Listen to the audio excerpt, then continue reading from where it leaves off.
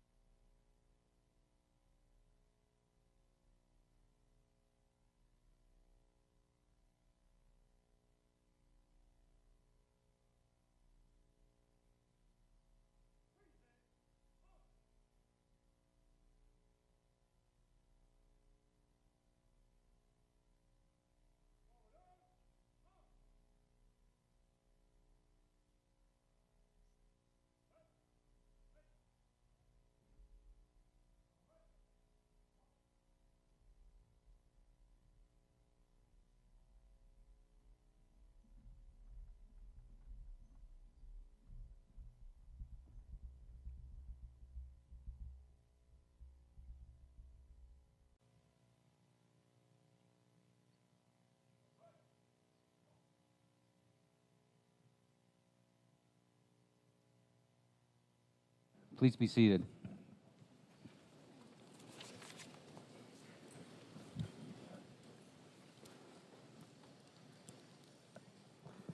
Thank you to the fine soldiers of the 201st Expeditionary Military Intelligence Brigade Color Guard, led by Staff Sergeant Krabaskus, who was up here last night making sure everything was in order, Specialist Jackson, Specialist Cable, and Specialist Pierce. Gentlemen, thank you so much for being here.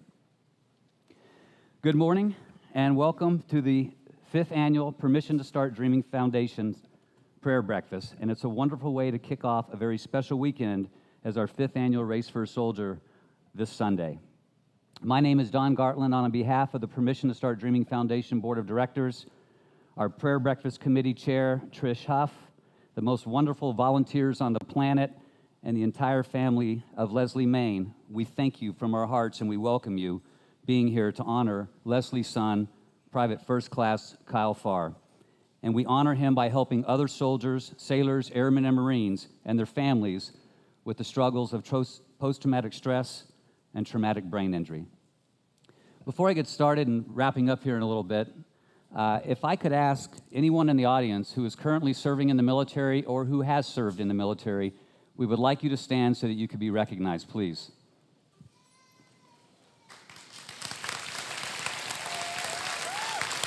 Woo!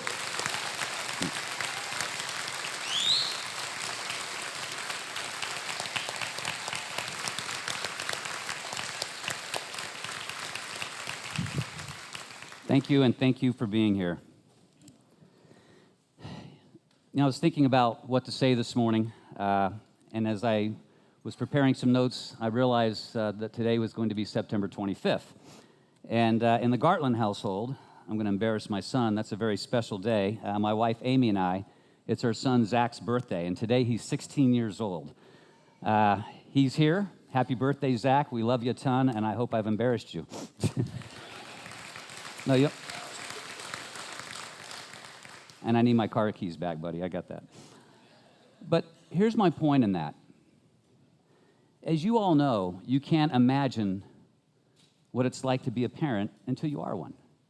There's just no way to imagine what that's like. You can't imagine how much you can love one person, how much you can worry about one person. I'm the worrier in our family. You can imagine how much that you hope that they grow up to be everything that you weren't and everything that you're not. And it basically changes your world. Being a parent changes the lens through which you view the world.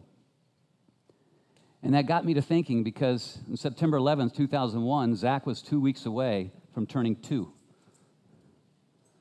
And here we are in 2015, as I look in the audience and the young men and women that serve our country, they seem to get younger and younger every year. And it just hit me that when our sons and daughters raise their hands as citizen soldiers to serve and sacrifice for this country, it changes the lens through which they view the world. Many good things come out of that. When our sons and daughters are deployed, it changes the lens through which they view the world. We pray. When our sons and daughters return home, no matter the lens through which they view the world, let them see an entire nation, an entire community coming together with open arms and all the resources necessary to allow them to integrate back into life in this country and to be the men and women that God designed them to be.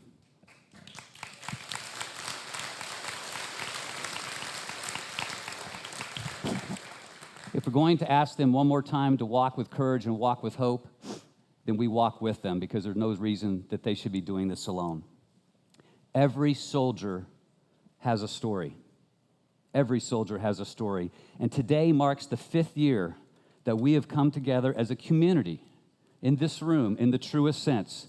We provide a safe place for our troops to share their stories. We provide a place where civilians can come and learn about these men and women, about their bravery, their commitment, their struggles, and their honor. And we hope for all of you in military uniform that you see the community that is coming together for you as well. So no matter how tough the situation, our country, our society, this very community, we need our young men and women so that this country can be its best, and that's why we're here today. Every soldier has a story. Today you're going to hear from 2 very special men. You'd probably disagree with me that they're special, but they are. Josh Brandon and Jimmy Hatch.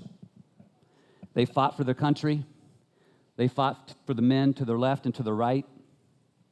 They fought to find themselves again, and today they continue to fight for their brothers in arms, and it's an honor and a privilege to have him there. Thank all of you for being with us on this very special day. God bless America, and God bless those that protect her.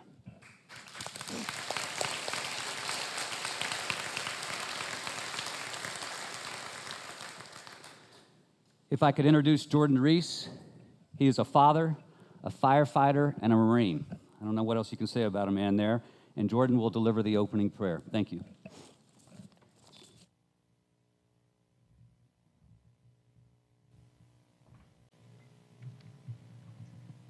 As I was asked to do this, my natural inclination was to get a little nervous, and then one of my buddies reminded me that Marine stands for muscles are required, intelligence not essential, so I figured pressure's off.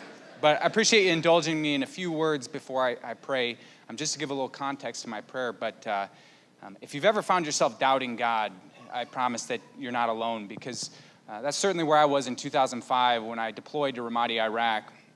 And I found myself asking some questions. During that deployment, I saw so much pain and suffering, much of it in the open, and I wondered where God was in all of it. I found myself asking questions of, God, where are you? Why don't you put an end to this? So instead of channeling my frustration into prayer, I ran from God.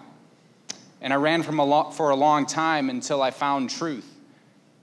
And I was led to a story in the Bible that has helped me to understand some of the questions that I've asked. And the story can be found in the Old Testament book of Habakkuk. And if you haven't read the book, I highly recommend it, because it portrays a man in the midst of the world's struggles, asking some tough questions of God, much like the questions that I've asked. But Habakkuk learned to channel his frustration into prayer, which led to him praising God instead of running from him as I did. Habakkuk asked the kind of questions that many of us ask. God, why do you force me to look at evil, stare trouble in the face day after day? So today we're here because war has left and will continue to leave holes in people's lives. And most all of us have been touched by war in one way or another, and we bear scars and wounds at various stages of healing. War can make us feel as though evil and hurt are an undefeatable enemy, causing us to feel trapped inside of a prison that we cannot escape. Our natural inclination can be to become depressed or angry or just be fearful amongst this fallen and broken world. But the book of Habakkuk reminds us that no emotion is too dark and no circumstance is too great for God's grace to penetrate in a powerful and life-changing way. Let's open in prayer.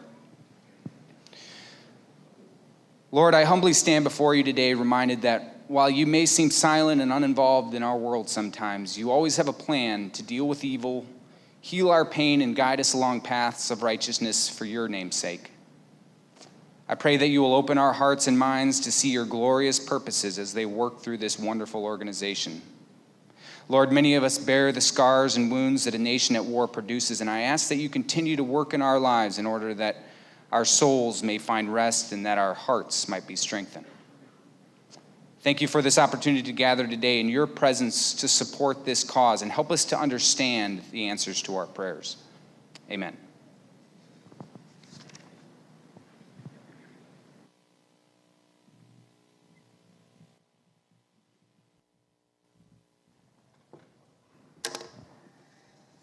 Morning. Good morning. Turns out we also had the Pope available for the prayer, but we'd already picked our prayer giver. And the Pope was cool with that. So we wish him well on his visit. I know how I got here. I'm Leslie's brother. We lost my nephew, fell apart, came back together. And then all you people came on board, and we all lift each other. And we just do this now. So we just do this every year. And this is Josh Brandon. Welcome him, please.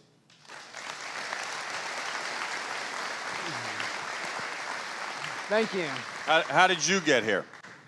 Well, I think my formative military training started in the woods in Cleveland, Ohio, when I was about 8 years old, playing war out in the woods. And after that, kind of went to the Citadel, which I call affectionately the West Point for bad kids. 2 years after that, I was in the initial invasion in Iraq as an infantryman, and spent the next 10 years, 3 years in Iraq, either preparing to, being at, or coming home from war, and loved every minute of it. But obviously, there's some side effects and some worse for the wear that comes with that. How did you go from where you were leaving it, and how low were you, and then how did it come to be to get involved with Project Cohort? Yeah, I think after my second tour, I was probably at the lowest. And back then, we were just starting to consider the fact that PTSD or PTS was really an issue. And I remember talking to some good friends of mine and realizing that this wasn't something that was a stigma, that it wasn't abnormal, it wasn't cowardice, that it was it's natural. It's something that developed thousands of years ago for us to better react with our environment and stay alive. And I finally kind of came down to the realization that I needed to get help and at least understand it better. Much like you go into a firefight and shoot a rifle, you clean it when you come back. It's just what happens. Same thing with your mind. You go into a fight, you come back, you've got to clean it to get ready for the next fight or just to go on with life. Project Cohort is outdoor therapy. How is it specifically helping people? What takes place? Look, Project Cohort's, it's interesting. I really like it because it echoed some of my personal recovery that I stumbled into by accident, and now they're backing it with science. It's the flagship program for Project Rebirth, and it's the first part of it's a 3-year program to essentially study the effects of therapeutic adventure when combined with traditional therapy through the VA or whatever organization you go through to improve the success rates of both enrollment and completion of that treatment. Right now, it's a serious problem. It's something, I think the last figure said like 20% of veterans that are eligible for mental health actually go into and complete therapy. It means 80% of combat veterans are either not going at all or doing what I've done and enter into it and quit and kind of ping pong back and forth over the years and not getting that effective treatment. Well, there's all sorts of treatments. Obviously, you're deep into the one that you're doing, and there's all sorts of different stories. There's this guy, you might hear from him one of our subsequent years. His name's Jacob Schick. If you saw American Sniper, he's the guy in the hospital bed at the end. He's a friend of mine now. We play Wounded Warrior football together, and I'm proud to say I'm associated with that. So he went from a place where he was ready to take his life to a place where he's now a leader, and doing those type of therapies, brings back that empowerment. Yeah, I think empowerment is key. I know that word gets tossed around a lot lately, and I think that with Project Cohort, it's really just the first step. The outdoors by itself and traditional therapy for me didn't work. A combination of the two worked. And it's funny because you asked me what my darkest point is, and I don't know if I've had my darkest point yet. I've had several dark points. And what I've figured out is there's no one solution. There's no cure, that it's a lifelong battle. And so I've had highs and lows. I've had a pistol to my head before.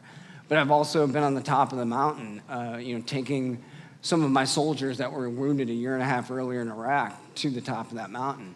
And it's a constant battle. It didn't end there. And that's something that even I still learn today, that it's a constant struggle to keep yourself fit, you're always going to have 1 foot in Iraq and 1 foot home, but that's okay because you can learn the tools and there's treatments out there that can get you to live and be an effective member of society. And so, I fall flat on my face all the time, and I also succeed. It's peaks and valleys, I guess. It's short-term and it's long-term. Yeah, pluses and minuses and, peaks and valleys, so. Well, I'm glad you got the attitude you brought with us today. Let's thank Joshua once again for coming out. Hopefully you get a chance to meet him individually. Thank you. Thanks, man. Awesome.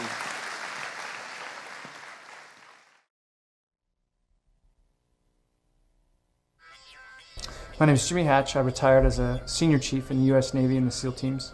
I did 1 in Bosnia, 3 in Iraq, and 3 in Afghanistan. My name is Jimmy Hatch. I retired as a senior chief in the U.S. Navy in the SEAL teams. I did 1 in Bosnia, 3 in Iraq, and 3 in Afghanistan. Part of my service, I was a K-9 handler in multiple combat missions. We would use their senses, which are far more powerful than ours, to do a couple of things. First off, find the people that are trying to kill you, and they hide. The dog will let you know way ahead of time that there's somebody in that room. The dog's ability to sense both explosives and people was very beneficial, and it saved a number of lives. I knew I was going to work that day to meet my attack dog, and I went to the store and bought a handful of Slim Jims. And I broke them up into little pieces, and I went to meet Spike. And I remember being afraid, and I remember the trainer saying, "Hey man, they feel what you feel, so don't be afraid. You need to be solid." And so of course I was solid because I was giving him Slim Jims, and he was happy with that. After that, I spent as much time as I could with him. And through those training scenarios, just like with humans, you build a bond, and we got to be very close, and I was very fortunate. The night Spike was killed, we were going to get a man who was responsible for importing young people into Iraq and helping them to be suicide bombers. So we were going to his home to retrieve him. And when we got there, someone ran from the house, and we shouted out to him that he should stop, and he didn't, so I sent Spike. And Spike, of course, caught him relatively quickly, and when he did, the man, he fell on top of Spike, and he held him down, and I started putting bullets in the back of the man, and one of the bullets went through, hit a bone, I guess, in the enemy, and it went through Spike's lungs. So the man rolled off of Spike.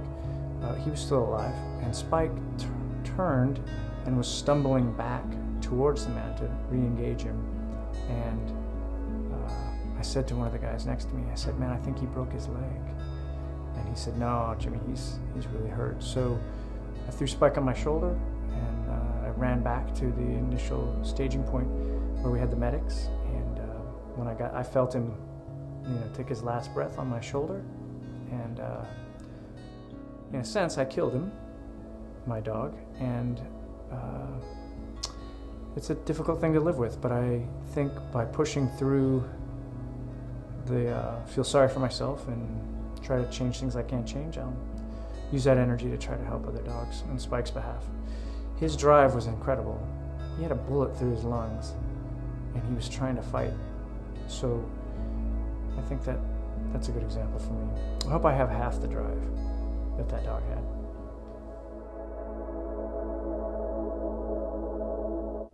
Spike was awarded several Bronze Stars and a Silver Star, and of course a Purple Heart posthumously. He was an integral part of the demise of some very, very bad humans and saving the lives of some very good humans who were out trying to do their business. I didn't really know how much the dogs were used domestically, and I came to find out that they're not well funded. The military is well funded until the dog retires, and then it's kind of a toss-up. Maybe the person that was with the dog will keep the dog, but sometimes that can't be the case. And so I was compelled by Spike, who had incredible drive, to start an organization to help, medical help, and then of course the retirement of those working dogs that can't be placed with a family because they've been through violent things or they have injuries that make it difficult. It is well worth my time and my effort to try and give back a bit to the dogs who've given quite a bit to us.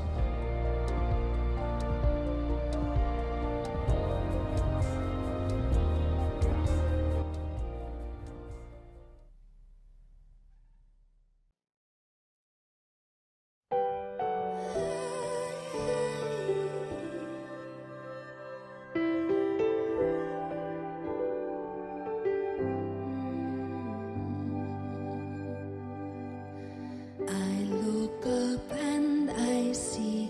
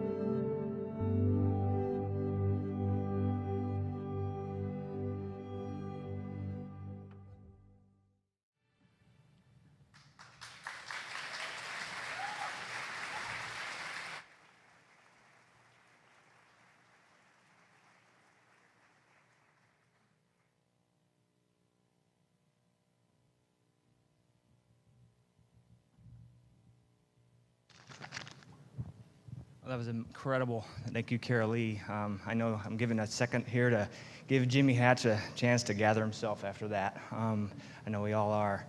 I just have the honor today to be here to introduce my friend Jimmy Hatch, Senior Chief Petty Officer, retired Navy SEAL. Jimmy Hatch and I met a few years back as a part of his recovery in Texas to help him post-injury. He had a severe injury of his leg that left him fairly debilitated and was a difficult part of his transition and retirement. And I had the honor to be a part of that to help him along that way. In doing so, I got to meet a man that had passion for his community, his fellow brothers, and I got to hear about that firsthand. To hear about, his passion in life, his history, which was so private and quiet that many times men like him cannot share. During those times, as we live our lives in our communities, coaching our kids' soccer team, taking them to the bus, just living life as these men and women like Jimmy Hatch are at the tip of the spear, leading and fighting for us and our freedoms. And when we're out in our communities and lives, these people like Jimmy Hatch are serving in a way that we'll never understand.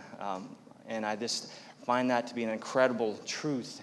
This man took that energy that he lived for so many years, 22 years in the Navy. And now, as you've seen before you today, he's taken that same passion and funneling it in areas and giving back to his passions in life and helping others, putting himself aside.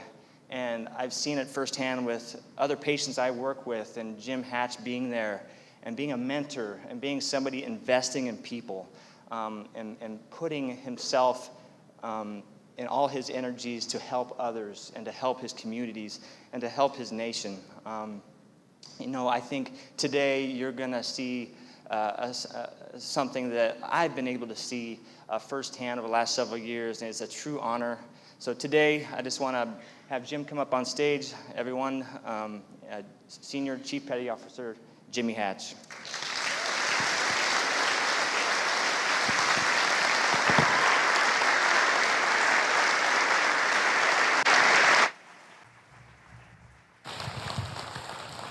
So in the military, we sometimes we're ambushed. Leslie, that was an ambush. I'm crying. I'm a wreck. How am I going to do this, right? So then Ryan gets up and tells all these lies. So I don't know. Does he do that often? I don't know. I haven't seen that. Just so you know, Ryan is a pretty incredible human. Not only does he create better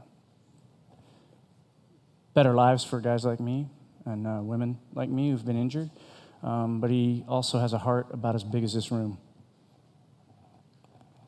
So,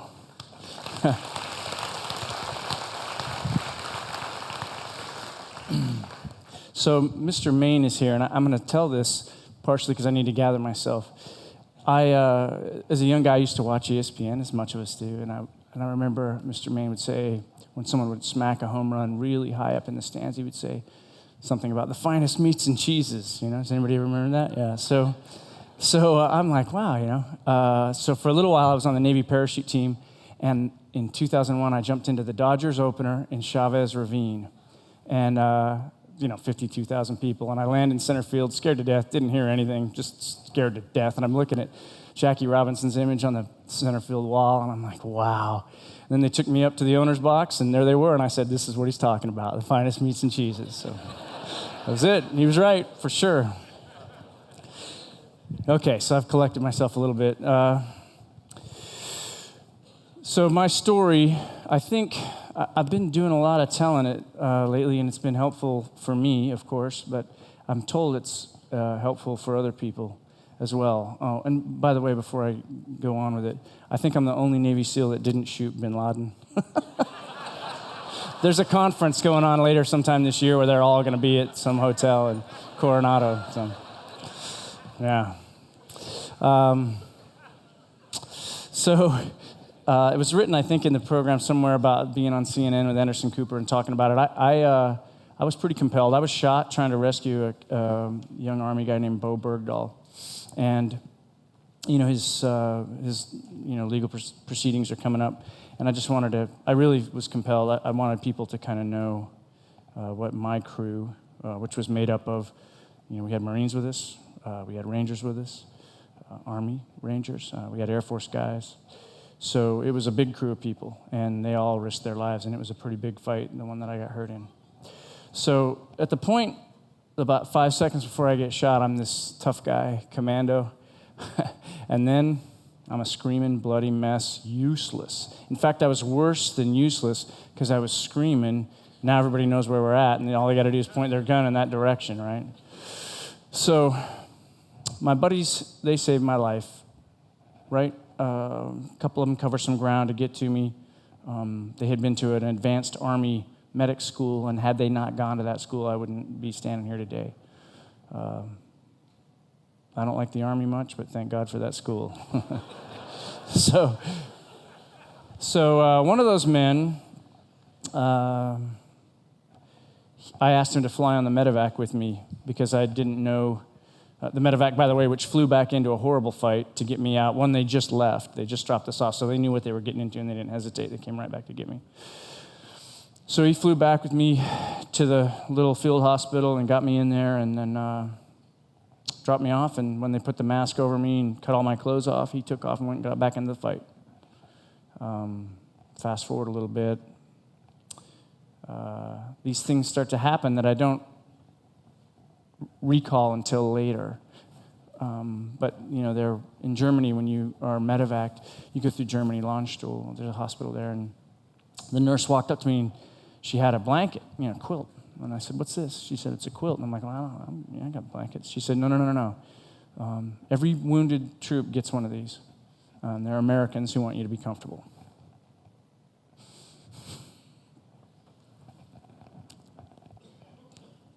So these, there's a little patch on it. Sheridan, Montana. Anybody from Sheridan, Montana? Well, I had never heard of it either, but they made me a quilt. It was awesome. So I get home. Actually, while I was on the medevac coming home, a C-17, there were all these bunks, and there were a lot of wounded people in there. And then at that point, I realized, man, I'm not really hurt that bad, because I saw people who were really hurt. People hurt a lot worse than I was. People that didn't look like people. So I get to the hospital in Bethesda, in D.C., and I go through a bunch of surgeries. And during this time, I'm mentally degrading to the point, and emotionally to the point where I just feel kind of useless. I had identified with my job. That was who I was. And those days were over. And I was taught as a young guy in the SEAL teams that you're either an asset or you're a liability. And I was a liability at that point. And I could not see my way into being an asset. So I started hammering the drugs and chasing them with vodka, which is a bad call, in case anybody's wondering. Don't do that. Yeah. And I became ready to just be done with life. So put a gun in my mouth, and my wife intervened, called the police. They came to the house. They did this thing they call verbal judo. I mean, at that point, they could have beat me down or tased me or something, and they were just cool. Talked me down a little bit. I started doing hospital trips. I spent probably 16 weeks in different hospitals, but the last one I went to, the same guy who covered a lot of open ground the night that I got shot to save my life, one of the two guys, the guy had gone to the advanced Army school and then flew me back to the hospital and then went back to the fight. That same guy was the guy who drove me to the second hospital, the one where I spent the most time.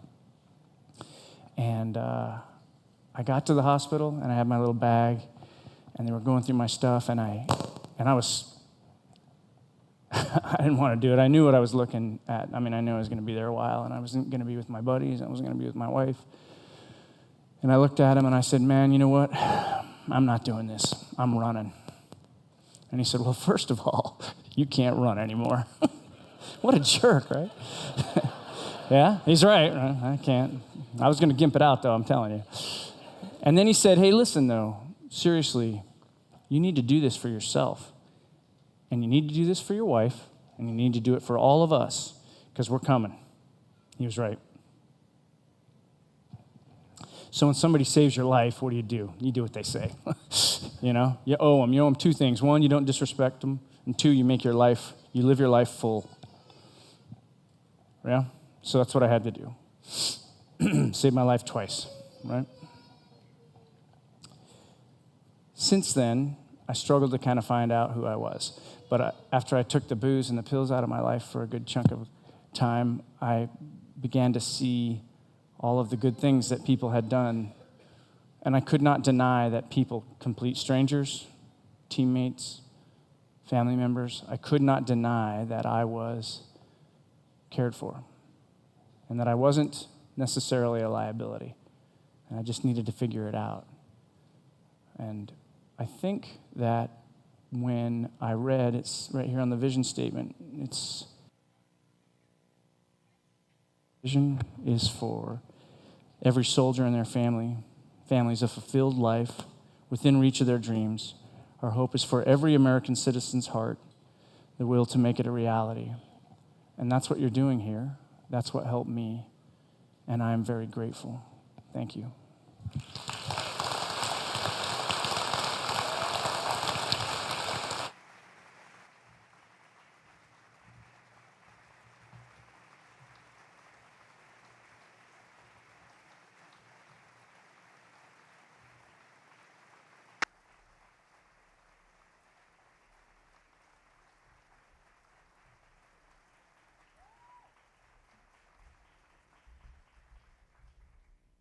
Ladies and gentlemen, Leslie Main.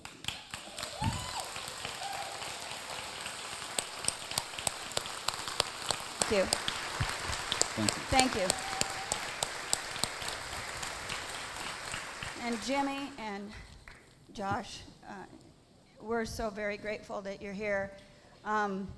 There's so many things I could say. I'm not going to. I'm just going to bring it in right now because my emotions are a little bit more than I can handle. But go ahead, Don. You got something to ask. I have questions to ask you. There I you hope go. you can answer those. That's Well, it. what do you think of this morning? Maybe you just shared a little bit of that with us. Oh, beautiful, wonderful. This crowd, this is the most people I think we've had. We've been pretty close every year, but thank you all for getting up early and being here, and our volunteers. Well, it's always it's a pleasure and an honor, and when you hear gentlemen like Josh and Jimmy speak, it's just it's amazing. Their stories are amazing, and they're amazing men. How did you on earth get Jimmy Hatch to come all the way out to Gig Harbor, Washington? And how long did you know him before you asked him that question?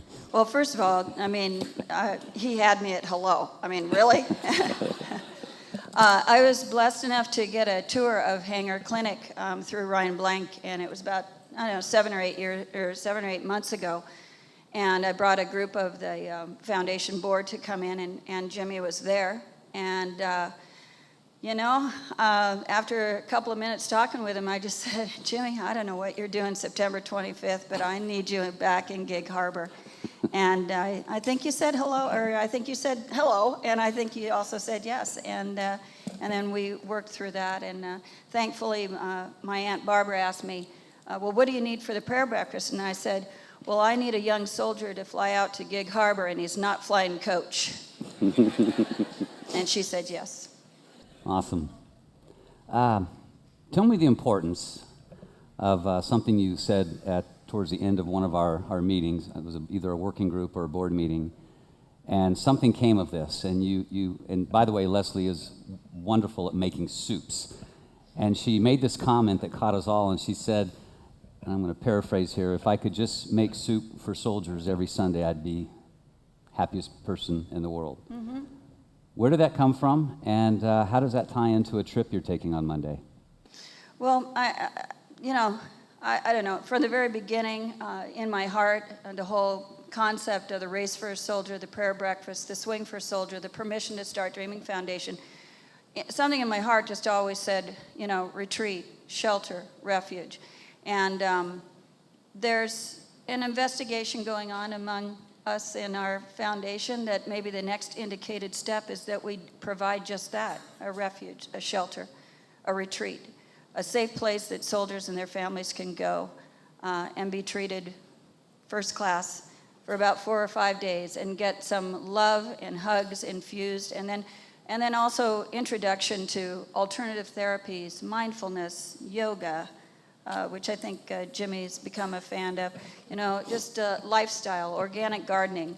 I see Kenny hooking me up with Bobby Flay so he can come and cook for our families. And so it's a dream, and it's something that we're thinking about. We're putting it out there, and then the day after the race, I'm actually flying out with a couple members of our board to Virginia, and we're going to look at a model that we could replicate out here in the Pacific Northwest. And so that's what we're up to. Awesome.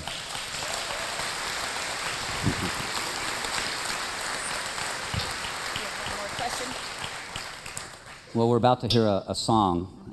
And by the way, God and Dog was amazing. That Yeah, was, Carol, oh my. that was amazing and beautiful. There's a song called Brother that we're going to hear. Why don't you tell us the meaning of the song and what it means to you? So about 8 months ago, again, I start thinking about what kind of music that we would play and the speakers and how it would line up. And this Brother by Need to Breathe, I heard on the radio, and it was like, oh my gosh, that's it. Shelter, refuge, brother. Doesn't God call us to take care of those that are broken, take care of those who are lost, who need that extra hug, that extra love? And so I think that God does call us to be our brother's keeper, and I think this song definitely reflects that. So when I start talking to Carolee, my sister, by the way, I've got a couple of ringers in my family, if you hadn't noticed, and I am going to give the plug. This song that you're about to hear, there couldn't be a finer group of people to bring this and make this my reality. But there is a Seahawk game on Sunday, and Kirsten and Heather, my nieces, are singing the national anthem. So that said, I'm going to let them do their magic, and I appreciate all of the singers and players being up here tonight, or this morning. Awesome. Well, Okay. we should probably get off stage and Let's let them do it. sing. Leslie, congratulations for another wonderful prayer breakfast.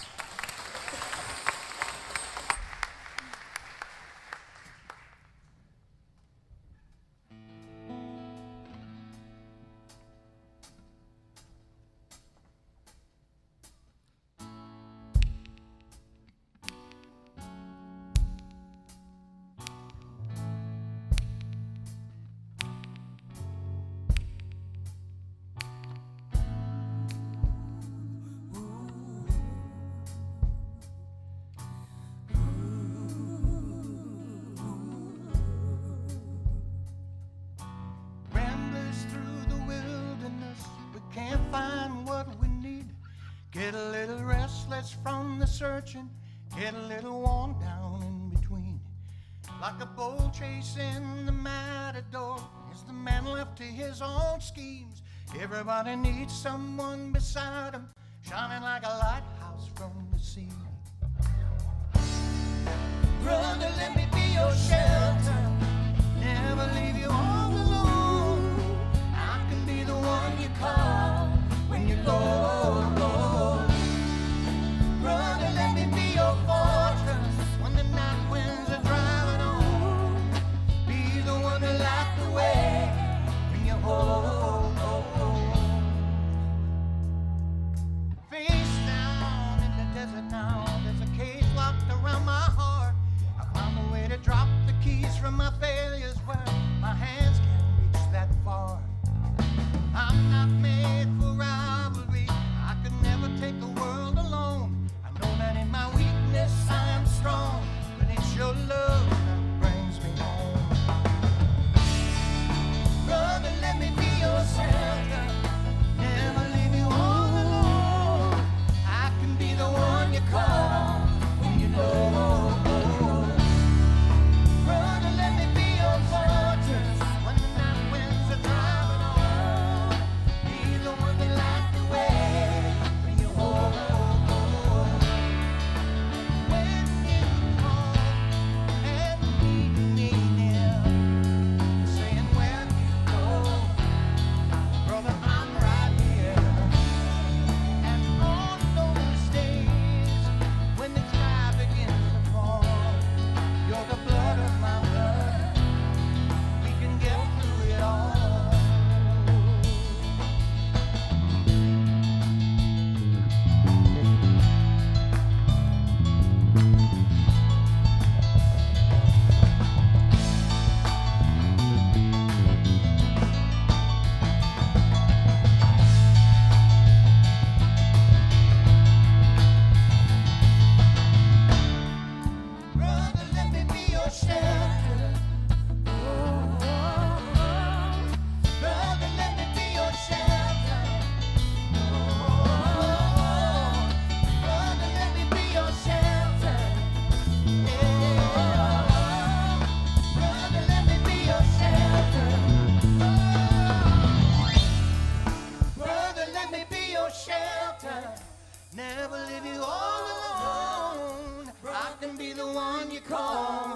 when you live.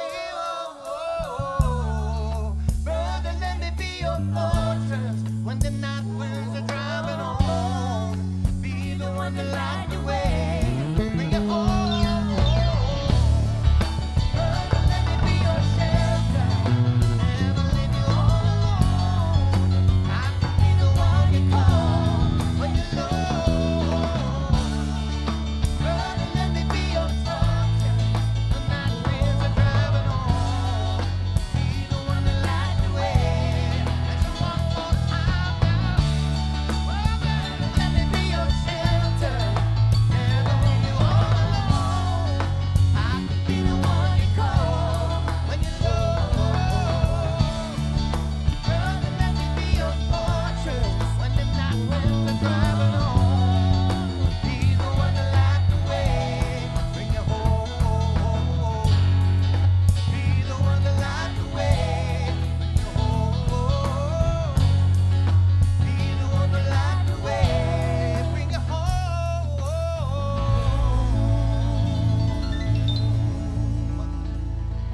Yes. Nice job. Thank you.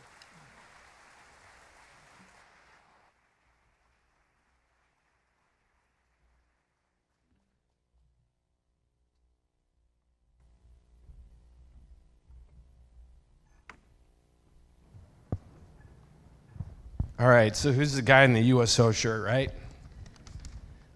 I'll tell you, my name's Don Leingang, and I was fortunate to serve in the Navy myself for 24 years and serve our nation and wear the cloth of our nation. And like many of you here, we have a great opportunity today to move forward from Gig Harbor and make a difference. So 6 years ago, I met an angel. I have a lot of emotion sitting here. It's like my 5th prayer breakfast, but she's kind of like the Tasmanian angel, though.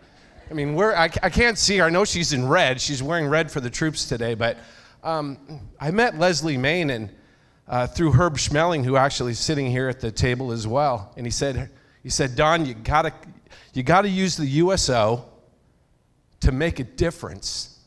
And I said, okay, what can we do? So let's meet Leslie Main. And she said, you know what, I want to change PTSD into permission to start dreaming. And I'm thinking, okay, PTSD, USO, that's only 7 letters. We can make something happen here. And I mean, here we are today, 5 years later. And as Leslie just named off the prayer breakfast, the swing for the soldier, the race for the soldier, and everything that we're doing. And you could substitute sailor, Marine, airman, Coast Guardsman, National Guardsman for that. And she is one individual that's making a difference. But you all here today can do the same thing. When you walk out of here today and you go tell people what you did, why you got up at 5:30 this morning to come to a prayer breakfast to make a difference. You know, every day at the USO, I'm fortunate to see families like Jordan's. I know your little daughter's out here with your wife right now because she was a little bit noisy. But I mean, come on, that is wonderful. That's what we see every day at the USO. When I first started 7 years ago, we were helping about 150,000 people, our military families every year. The last 3 years, we're now over 600,000.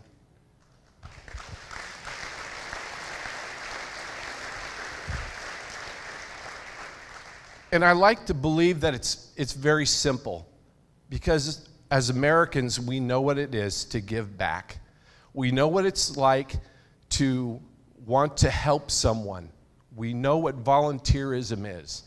I have 300 of the best volunteers that get up at all hours of the day and night to see 250 Army soldiers get on a plane at 2 in the morning to leave Joint Base Lewis McChord and to wish them well. I mean, how do you get Americans to do that? You get Americans because it's just like you. It could all be you to want to do that. And so when the USO could help the Permission to Start Dreaming Foundation, All she had to do was bat her eyes and ask, and so we're here. And so let me tell you a little bit about what you can do today. Everyone was given a card as they walked in, right? Just fill it out. Because it's not because we want money from you. Well, not necessarily, right, Leslie? But I'm telling you, we want to stay connected with you. And that's really what it's all about. It's staying connected. So if you could take the time to fill that out. You know, and another thing that Leslie didn't ask me to talk about, but I also saw the envelopes on the table. But let me tell you a story about, I had just started at the USO, and I'd been there only about 3 or 4 months. And one of the great things you get to do as the executive director is open the mail. And so I went down to the post office and grabbed about 20 pieces of mail. And Shannon is in here somewhere, and she's heard me tell this story before. But about the 4th piece of mail was an envelope, and it had a handwritten letter in it. And it was from a mother and a wife. And she told me about meeting her husband at a USO dance in the 1950s. They had 55 years together, and that he had passed.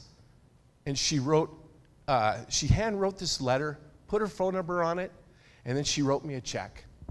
And she wrote the USO a check, and I looked at the check and I thought, that is an interesting amount of money that this widow had given to the USO to make a difference.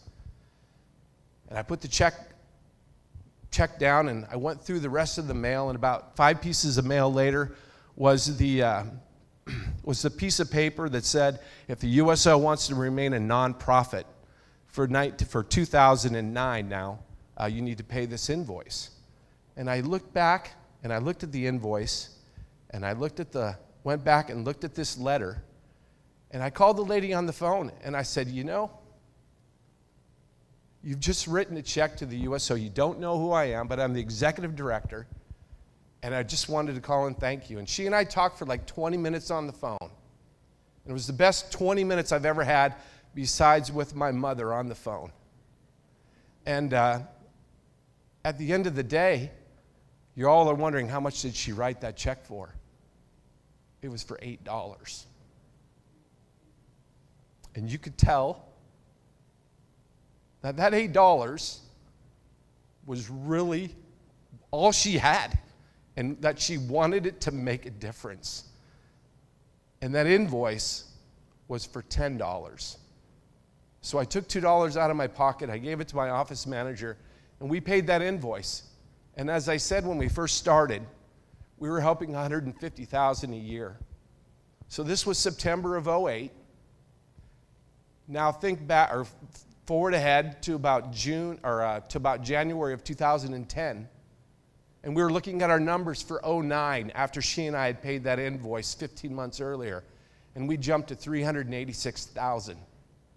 And I always remember that lady who gave what she could, part of her time, her talent, or her treasure, to support our military and what they mean to her. And so, although Leslie didn't ask me to say anything, if you could take an envelope home, and if you can't use it, give it to someone who can, and ask them to donate $8 to this great organization. Because next year, we will be here again, and Leslie will tell us that she is now closer to building this home and being in charge of this home to take care of our military families in the state of Washington. I have no doubt about it. Again, she's an angel I met, and she won't stop until that's done. And so I ask you today and tonight, if you get on your knees or you fold your hands, whatever you do, thank the American that has raised his right hand to serve. Thank the family that comes with that person. And thank you all for coming to make a difference today.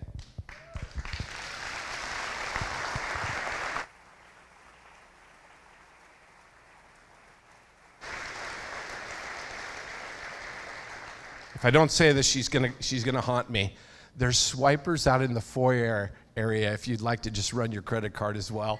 So anyway, thank you so much. Before I have Jordan come up and close the prayer, again, the USO has been alongside Leslie the whole way.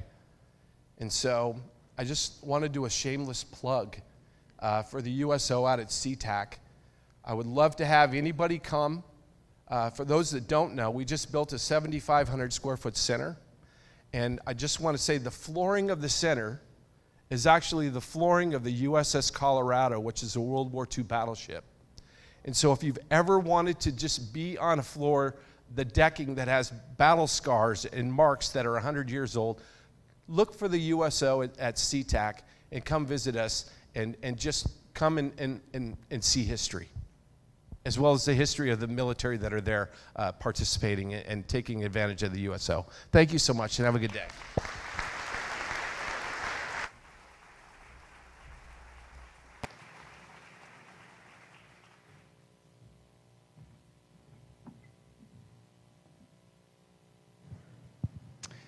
As I said as I began this, there was a period of my life where I chose to run from God due to some of the things I'd seen in war. I'm not sure I'd ever gotten to the point where I was an atheist, but I was certainly an agnostic in the sense that I just couldn't come to terms with why a good God would tolerate so much wrong. I guess pridefully and maybe arrogantly, I figured I didn't need God anyways. I was a Marine Corps officer. I'd led troops in battles, won medals, and faced some of the most difficult circumstances that this life can produce. But what I found was that no matter how hard I tried, I just couldn't seem to fill the void that was there. And so I came to the point in my life where I had to determine what truth was. And so after looking at the evidence, I decided that, yes, there is a God, and he does hold the ultimate authority in my life. Now, being somebody who has served in the military, I understand what authority is. So once I made that determination, there was nothing left to do but to submit. And this decision to submit is what changed my life because I found Jesus. And as I began to put into practice the things that he said, I found them to be true. And I found that I could actually become a different kind of person because of his amazing grace.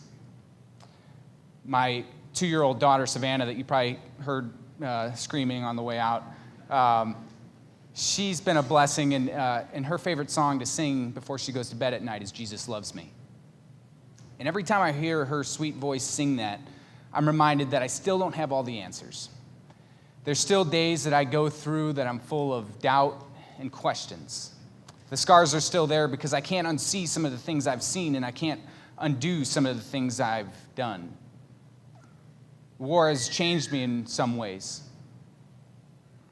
And I don't have a perfect answer for when people ask me what it is we accomplished or what we're doing or the politics. But this one thing I know is that Jesus loves me because the Bible tells me so. And even though I'm weak, he will always be strong.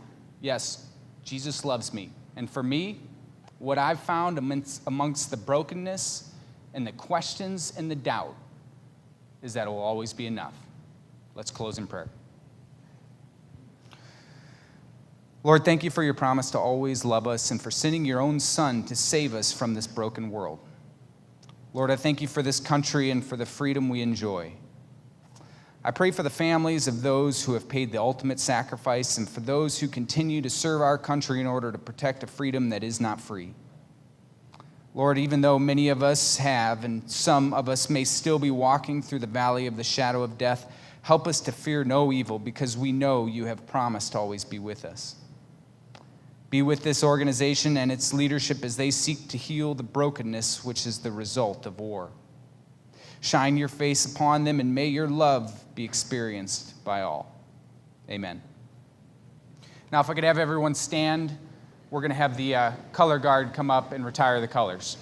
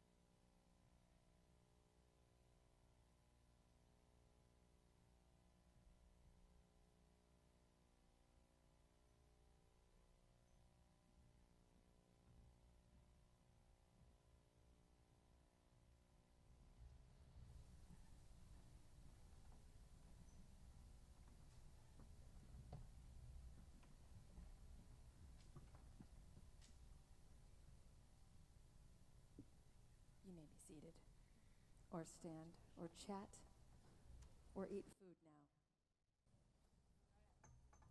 Thank you for coming to the prayer breakfast, everybody.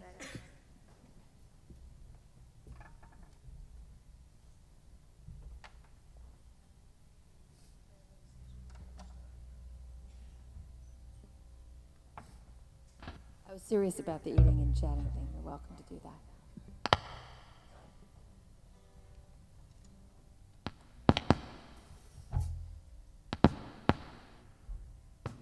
Please? You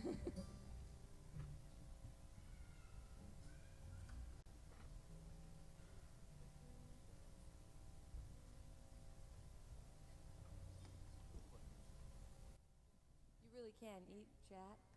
Thank you for coming. There we go. There it is. Much those off. Yeah, you guys are quite amazing. Let's just do this song together. Yes, that would be great. Sing along.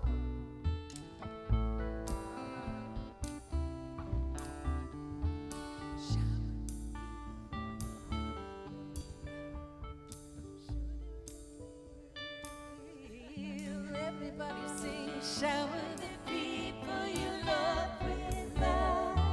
Show them the way that you feel. Everybody sing, shower the people you love with love. Show them the way that you feel. You can play the game, you can act out the part, but you know it wasn't written for you. Tell me, how can you stand there with your broken heart, afraid of playing the fool? One thing can lead to another. It doesn't take any sacrifice. Oh, father and mother, sister and brother, if it feels nice, don't think twice. Just shower the people you love with love. Show them the way you feel. Things are gonna work out fine if you only will. Hear what I say? Shower the people you love with love. Show them the way you feel. Things are gonna be much better if you only will. You can run, but you cannot hide. This is widely known. What you plan to do with your foolish pride when you're all by yourself alone? Once you tell somebody the way that you feel, you can feel it beginning to ease. I think it's true what they say about the squeaky wheel always getting the grease. It's better to shower the people you love with love. Yeah. Show them the way you feel. Things are gonna work out fine if you only will. What I'd like to do to you, shower the people you love with love. Yes, and show them the way you feel. Things are gonna be much better if you only will.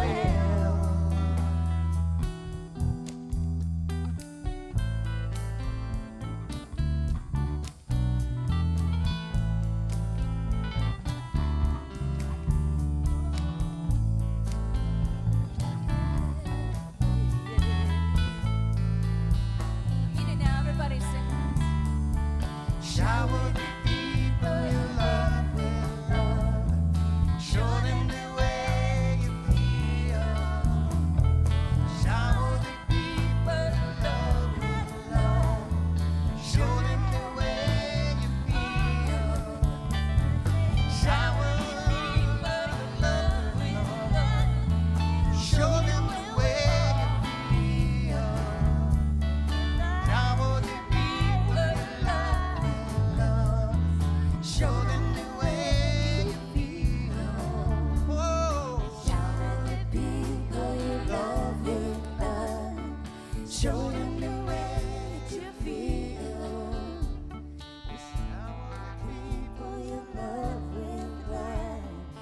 show them the way you feel.